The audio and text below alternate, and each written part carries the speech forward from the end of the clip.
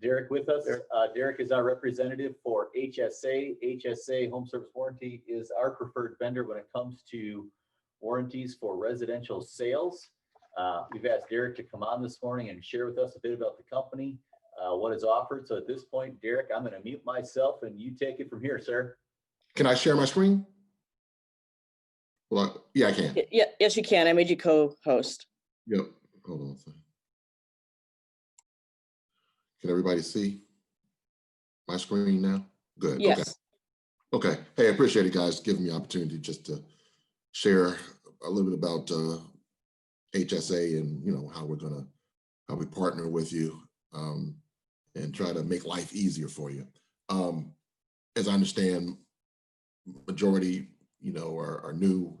I don't know if brand new or not, but I'm going to treat it as such and kind of just give you a overview of what HSA warranty does, what it means, pricing, and talk about a little bit about how to implement it in your work and be able to use it to better help your clients. So, in essence, what is I'll start off by asking you, what is a home warranty? So, a home warranty is it's a contract that's going to provide coverage for mechanical failures due to normal wear and tear. And the 5 mechanical failures are 5 major mechanical systems in a home. Think about the acronym PEACH: plumbing, electrical, appliances, cooling, and heating. PEACH. Those are the 5 things that the warranty is designed to cover. I mentioned normal wear and tear. How is that defined? So a vendor comes out. So it's not, let me back up. It's not going to be defined by the home inspection that's going to take place on your deals. The home inspection, that's going to be done, but we as a company don't make decisions on whether or not coverage is going to be provided based on that. It's based on when the vendor comes out, you put a claim in, vendor comes out, looks at the issue at hand and makes a determination on what was the cause.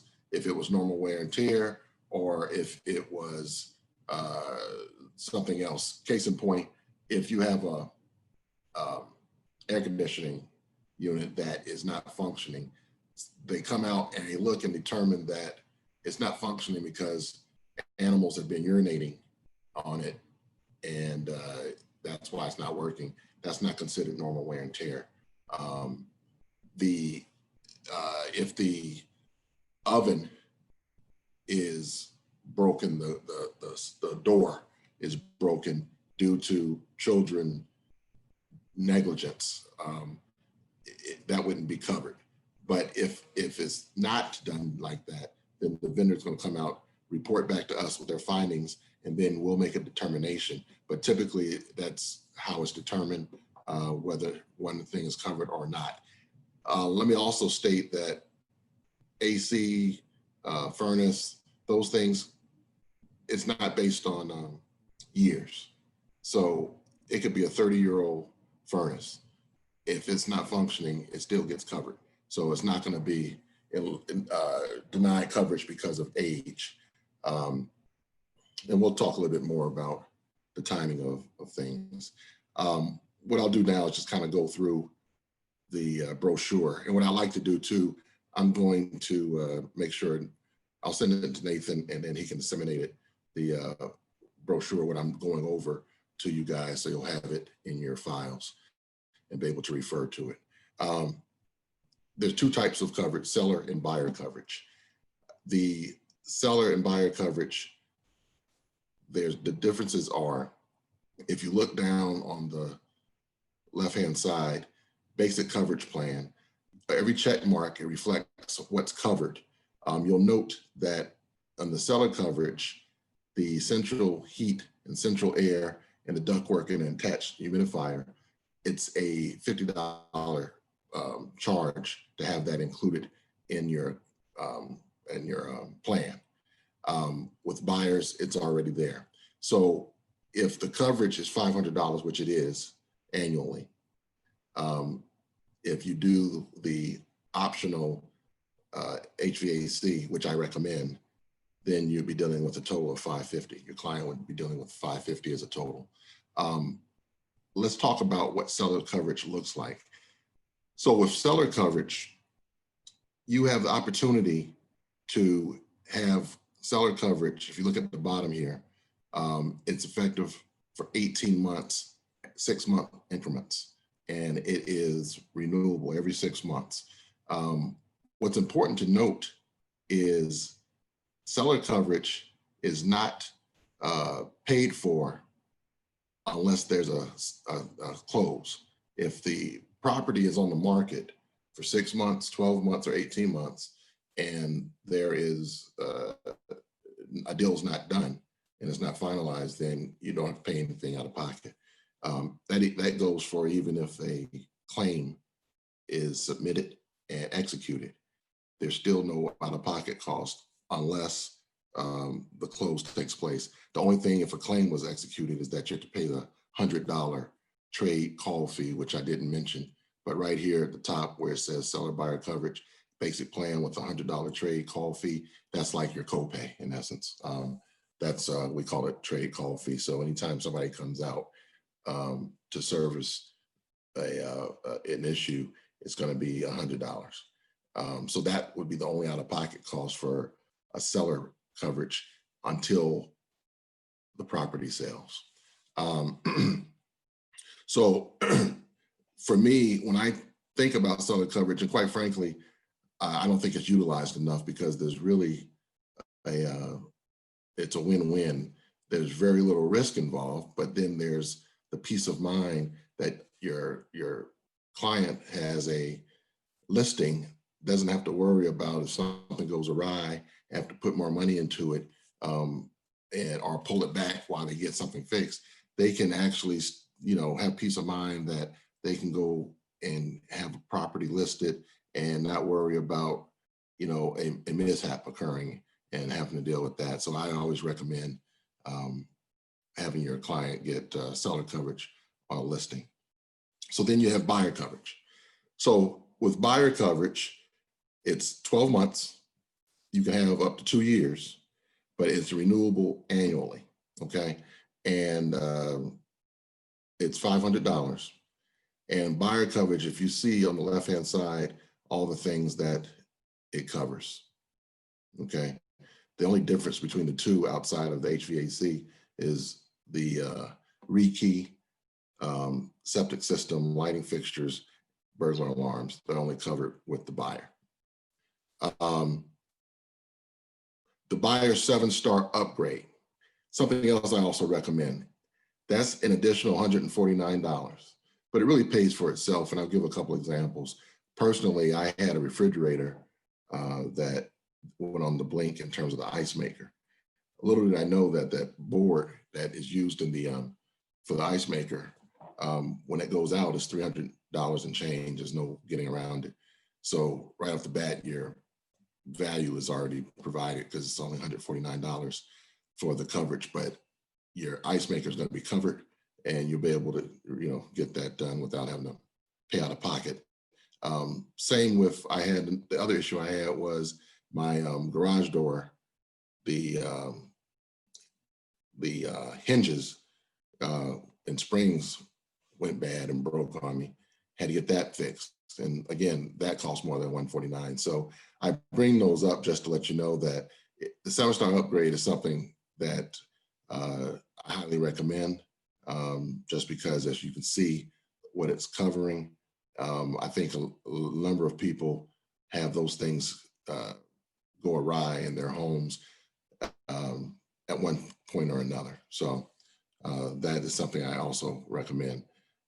The buyer options. If you look down below here, you'll see individual options. A lot of these things are for swimming pools. You got the washer and dryer, home freezer. So these individual things are added to. So if you want to pick and choose your plan and make it work for your client, you have the option down here.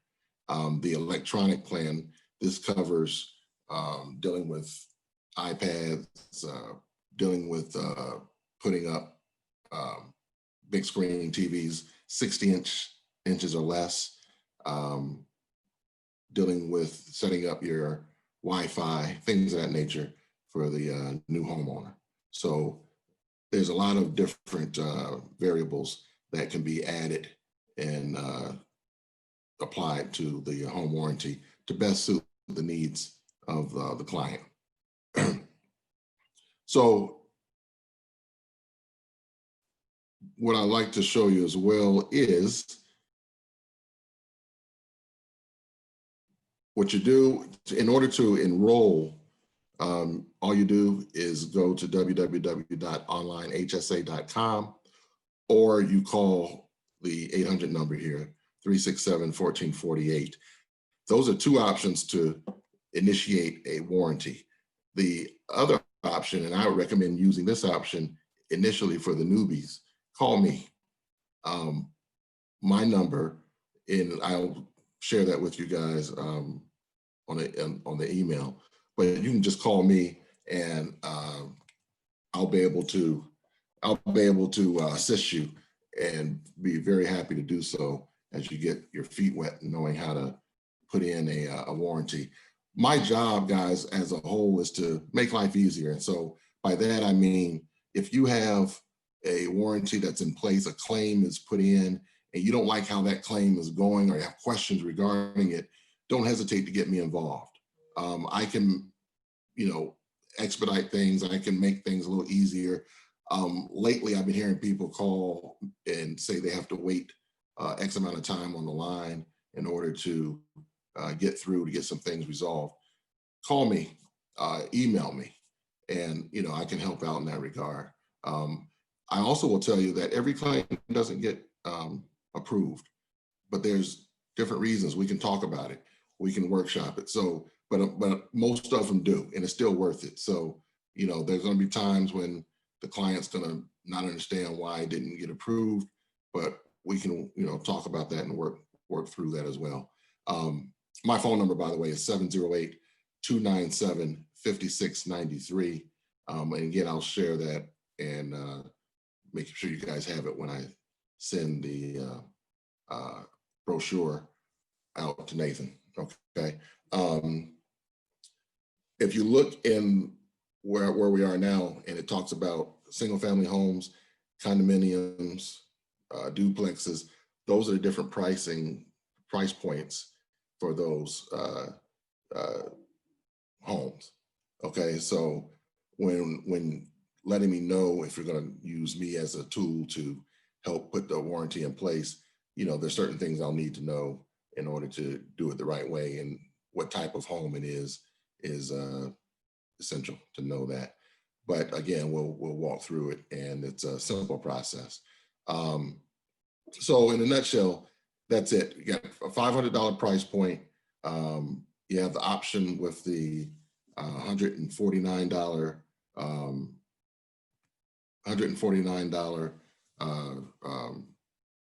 upgrade, 7-star upgrade. And then again, seller coverage and buyer coverage are the two different coverages. I recommend strongly that seller coverage be put in place. And I certainly recommend that the buyer coverage, but I think seller coverage is something that people don't think about. And again, there's really no reason not to have it in place. Keep in mind, guys, you are the expert. And when talking to your clients, they're relying on you to direct them. It's similar to going to your doctor.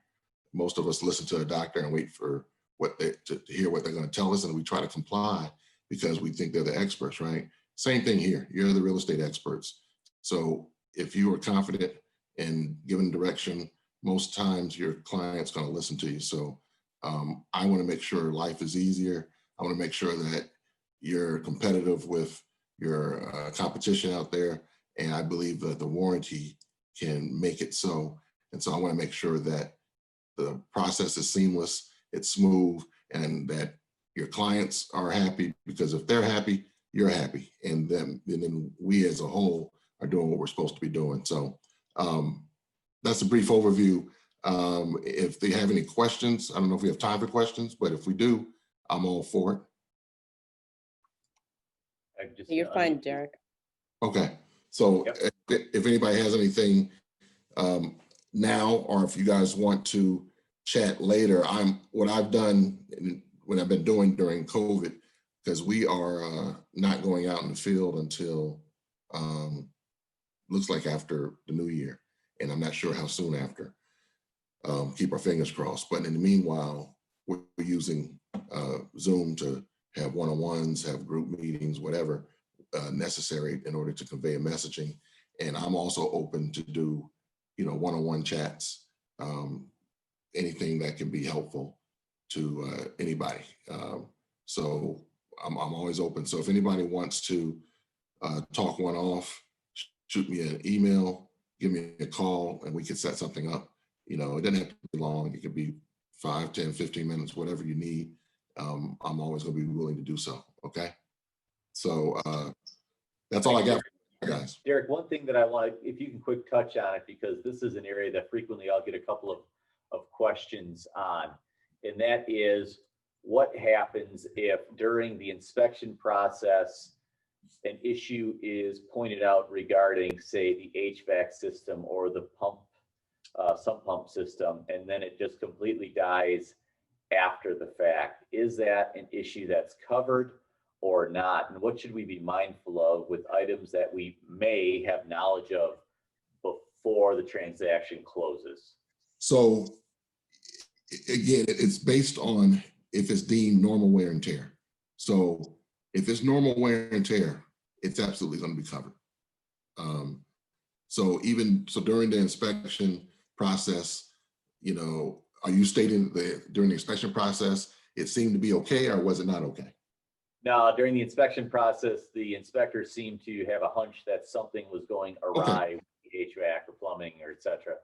So again, we're not going to deny it because it seemed to be going awry before during the inspection.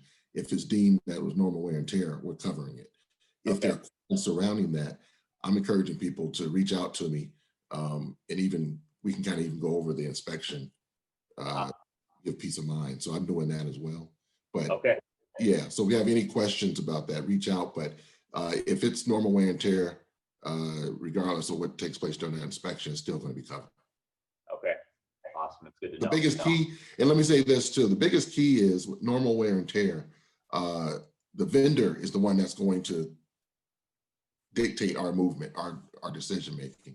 However, sometimes vendors have different views. So there's times when I get a second opinion. I recommend get a second opinion. It doesn't cost anything extra to get a second opinion if it's within, I believe, a 30-day time table. Okay.